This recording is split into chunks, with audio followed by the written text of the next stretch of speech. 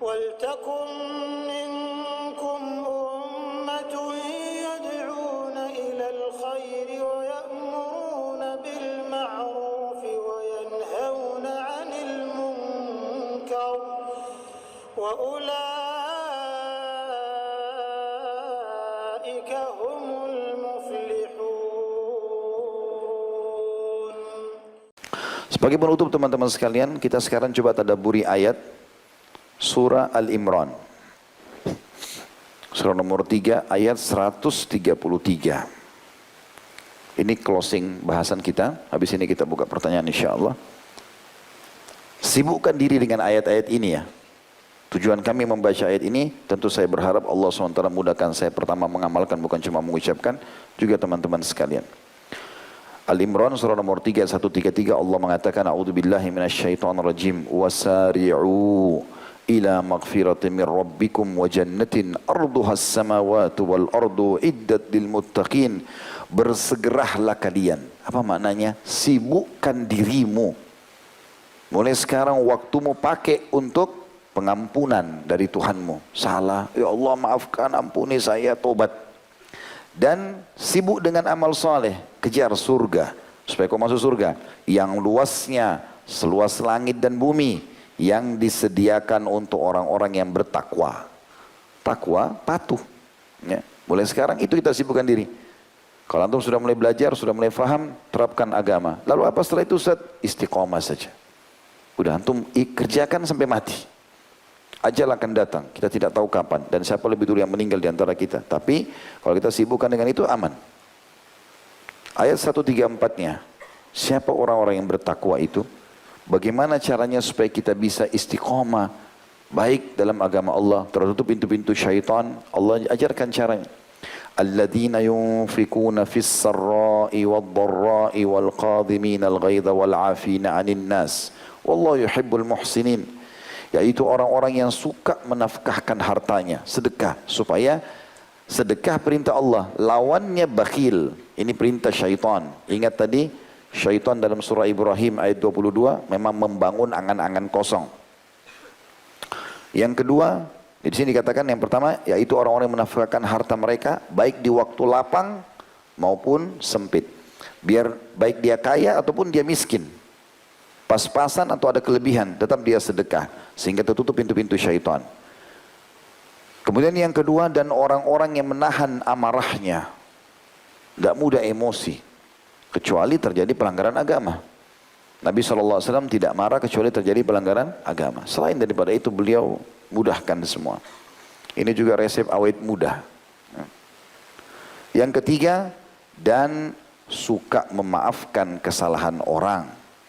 Allah menyukai orang-orang yang berbuat kebajikan. Kapan antum ada orang buat zalim? Sudah saya maafin karena Allah. Masalah dia tidak minta maaf ke kita itu urusan dia sama Allah. Yang penting kita maafin dulu antara kita sama Allah. Kalau kita ucapkan di depan mata dia, kau sudah saya maafkan, maka lepas dari hukuman Allah dia. Tapi kalau kita hanya hati-hati kita sama Allah, ya Allah saya maafin orang ini. Maka dia untuk selamat dari hukuman Allah, dia harus minta maaf. Berarti tetap bisa kena hukuman sama dia. Tapi tugas kita adalah memaafkan dulu. Kalau kita maafin orang, hati kita jadi bersih. Kita jadi tidak terbawa dengan kebencian-kebencian yang tidak perlu. Ada sesuatu yang menyakitkan teman-teman, antum anggap seperti antum tidak pernah dengar. Saya kadang-kadang kalau dengar ada kata-kata, ada cacian, baik itu di medsos atau apa, sampai ke telinga saya atau saya baca, saya anggap seperti saya nggak pernah baca. Tetap berjalan. Kalau enggak mengganggu jiwa kita, akhirnya dakwah terganggu, ini terganggu, enggak, biasa aja. Oh tidak ada pengaruhnya kok, gitu kan. Orang mengucapkan terserah dia mau bicara apa, gitu kan. Ayat 135-nya, tambahannya, walladzina idza fa'alu fahishatan aw dhalamu anfusahum dzakarullaha fastaghfaru lidzunubihim wa may yaghfiru dzunuba illallahu wa lam yusirru ala ma fa'alu wa hum ya'lamun. Dan juga orang-orang apabila mengerjakan perbuatan keji dan menganiaya diri mereka sendiri, maksudnya buat dosa. Ini masih masuk kategori hamba-hamba Allah. Syaitan berhasil menggoda dia. Apa yang dia harus lakukan? Ingat Nabi Adam tadi. Buat salah langsung kembali kepada Allah. Artinya orang-orang yang pada saat mengerjakan perbuatan keji atau menganiaya diri mereka sendiri, maksudnya maksiat, mereka ingat akan Allah lalu memohon ampun terhadap dosa-dosa mereka. Dan siapa lagi yang dapat mengampuni dosa selain daripada Allah? Dan mereka tidak meneruskan perbuatan keji itu sedang mereka mengetahui. Udah tahu riba, zina, bohong, haram, berhenti. Udah.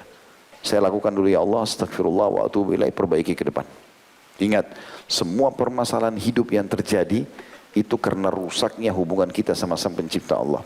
Antum gak usah sibuk cari masalah di tengah-tengah, kenapa ini, kenapa caci maki saya, kenapa. Langsung istighfar kepada Allah. Karena hubungan sama Allah baik, Allah tanamkan kecintaan di tengah-tengah masyarakat. Kecuali memang yang benci antum orang-orang buruk memang dasarnya. Nabi SAW dibenci oleh para munafikin, orang-orang kafir, itu wajar. Tapi kalau ada orang yang baik, orang soleh benci antum, tanda tanya, ini kenapa antum dibenci? Kita muhasab, istighfar kepada Allah SWT. 136 Allah mengatakan, ulaika jazaohum magfiratun min rabbihim wa jannatun tajri min tahtiha al-anharu khalidina fiha wa ni'ma ajrul amilin. Mereka itu balasannya karena perbuatan-perbuatan tadi ampunan dari Tuhan mereka. Dan surga yang di dalamnya mengalir sungai-sungai sedang mereka kekal di dalamnya, dan itulah sebaik-baik pahala bagi orang-orang yang beramal. Orang beriman itu enak sekali teman-teman. Kalau untuk mengikuti konsep syar'i ini enak. Kita disuruh jujur, amanah, tanggung jawab, bakti sama orang tua, senyum, bantu orang susah, jenguk orang sakit. Perbuatan yang enak semua, bagus.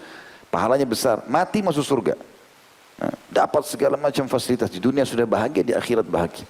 Di dunia nama kita baik, di akhirat juga baik kehidupan kita. Untuk apa jadi orang jahat ini? Nggak ada gunanya. Orang jahat sama kita tuh biarin aja dia, urusan dia sama Allah. Yang penting jangan kita.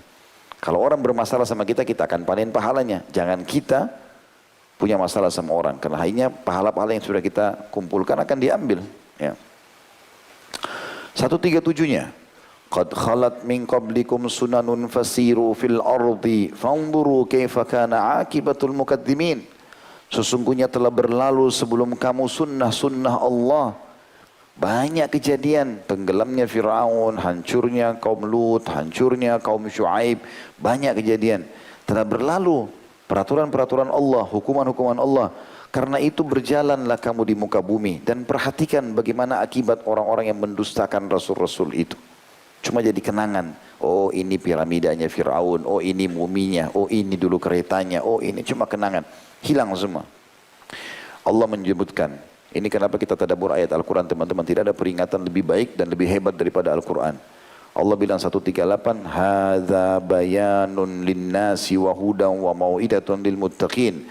Al-Quran ini yang sedang kamu baca adalah penerangan bagi seluruh manusia, petunjuk yang paling baik. Dan petunjuk serta pelajaran bagi orang-orang yang bertakwa. Kalau kalian sudah beriman, sudah bertakwa kepada Allah, berusaha istiqamah, Allah bilang 139, wala tahinu wala tahzanu wa antumul a'launa in kuntum mu'minin. Jangan kamu bersikap lemah karena ini cuma menjatuhkan citrahmu, karena ini cuma menghinamu, ini cuma menipumu, ini cuma mengganggu keluargamu. Allah bilang jangan kau bersikap lemah. Jangan pula kau bersedih hati. Padahal atau karena kamulah orang-orang yang paling tinggi derajatnya jika kamu beriman. Kita tutup dengan ayat 140-nya. Allah mengatakan in yamsaskum qarhum faqad massal qauma qarhum mithluh wa tilkal ayyamu nudawiluha bainan nasi wa liya'lamallahu alladhina amanu wa yattakhidha minkum syuhada wallahu la yuhibbudz zalimin. Sebenarnya ayat ini turun tentang masalah jihad. Para sahabat yang terluka di perang Uhud. Kata Allah SWT, jika kamu pada perang Uhud mendapatkan luka, maka sungguhnya kaum kafir itu pun pada perang Badar mendapatkan luka yang serupa. Dan masa kejayaan dan kehancuran itu kami pergilirkan di antara manusia agar mereka mendapat pelajaran dan supaya Allah membedakan orang-orang yang beriman dengan orang-orang yang kafir. Supaya sebagian kamu dijadikan gugur sebagai syuhada. Kalau seandainya semua pasukan Islam menang terus, nggak ada yang mati, nggak ada syuhada. Padahal ada keutamaan orang mati syahid. Dan Allah tidak menyukai orang-orang zalim.